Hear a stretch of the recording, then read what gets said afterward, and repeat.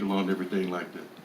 I mean, well, for me, I try to always make sure that I understand that God is the one who gave me whatever I got, whatever people see. So you can't let yourself get too full of yourself like it's all you. You know, I get it from my mom and my daddy. And as far as the bike is concerned, you know, you just want to do something different because a lot of videos, mainly in Houston, is just kind of the same stuff. Everybody standing in front of car, bobbing their head. You know, you try to want to do something. Everything you do, you want to have a concept to it. So I thought that would be something that's kind of funny, fun to do. So. Well, I liked it when I heard it because it was sound like an old school style to me. Yeah, it was off the old LL Candy style. Back in the day, you got to be from like 83, 84 to remember that. Kind of jacked that for cool days. Here's the next question. What's up, Kay? Man, I've been listening to you since I was in high school. I'm just saying, that's how far I go back. What keep you going, period? I mean, just the love of the music, just love doing what I do. And a lot of people, when they get into the actual art form of it, they love it just because they love it. Okay. But then the business side comes into it, and it kind of distorts how you feel about it because the business is so dirty. So you got to try to find a balance and try to make sure that no matter how bad the business part of it is, you never lose sight of why you started doing it in the first place. Because we was rapping and doing music before we was making a dollar off of it, just because we love to do it. So all the way back from 83 when I started to now, I try to keep that same motivation, keep that in mind. All right, here's another question. First, I got a statement. First of all, what's up? What's up?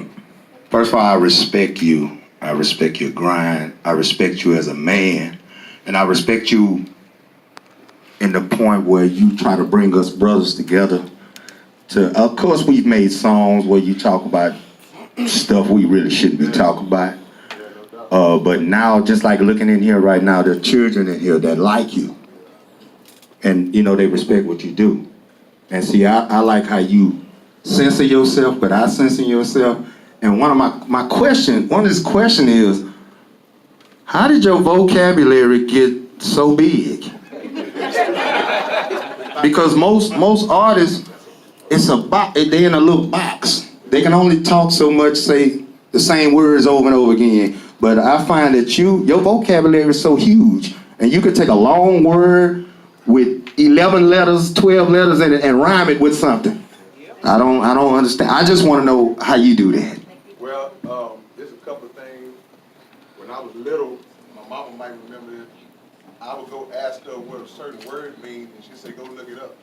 There you go. Why you just can't tell me? I think that probably was the beginning of it. But there's a rapper named Tila Rock. Yeah. You were listening to that. And Tila Rock vocabulary was like, he was just saying words as like, man, I never heard these words before. Like that. So he was one of the ones who made me kind of want to start throwing big words. And even when I was young, I would just put a big word and that didn't even make sense. It just throw it in there because it sounded good. But when you get older and start learning the meaning of it, you figure out how to put it together. So, but the key to using, I guess, big words and trying to display vocabulary in a song, it has to make sense. You can't just be saying anything, So you try to make sure that it makes sense because there's a lot of intelligent listeners out there that can break down what you're saying. So it can sound good on the surface, but then when they go back and rewind and dissect it, you sound crazy if you're not making sense. And again, Second question. You are every rapper's favorite rapper. Don't ever think that. Most of these guys, well, a lot of these guys, they're not going to admit it, but you're like the foundation that they want to be, but you're not the mainstream cat, but you're like our king of the underground. And I would rather that, because you don't sell yourself out and you don't sell yourself short. And that's where you learn where your true fans is. You're not to me and Swift, I can say this for him too, you're not that here today, gone tomorrow rapper. And that's what I love about you. God bless you. Keep doing what you're doing. Yeah. Give it a 4-4 boys one time. Yo, what's up, Kay? First off, I like to, off of what this man said, I always rewind to listen to what you said more than 5 times, all right? But my question was, how long it took you to write the 4-piece, and after doing the Big 7, is that your standard now? Always dropping more than 1 album, or what? I'm gonna answer the second part first. I'm not doing that no more. We don't go 4s and 5s and 7, everything. We ain't going no more than 2. And 2 is pushing it. But I mean, it's so much to talk about, and there's things going on all around the world every day. If you observe your surroundings, a lot of people say, well, man, I got writer's block, and I don't believe in writer's block. I don't think that exists. I think that if you're saying you got writer's block, you're just not paying attention to your surroundings, because it's always something to talk about. If I can make a freaking song about getting a bike stolen, anybody can talk. You can talk about finding a nickel on the ground if you create it with it. So that's the motivation to just try to keep pushing it, and to be different. You know, a lot of the rappers, we all know a lot of the rappers, 80% of them sounding like each other. Everybody sounding just like everybody else. So you got to ask yourself what you're going to do to stand out. So if everybody's over here, what's going to distinguish you from everybody else? That's my main motivation, just to do something that when people meet me, they say, man, I ain't never heard nobody say that like that. That's the challenge. How long it take you to write? It took about 4 months to write everything out, because the way I do it, just like with the Big 7, I wrote, and shout out to K.O., he the one who named it the Big 7. When I first did that, he the one who gave it that name. But I write everything first, get all the tracks, write everything first, then I go in the studio and lay it. So it's not just write one, do one, write one. Lay everything out, and then just go binge in the studio for maybe another month and a half, 2 months, and get it done. I want to say this. He getting old because he used to do it faster than that. One more. Ain't lying. If somebody was trying to outdo you and drop more than you did in one day, would you come back and try to outdo them? Not now.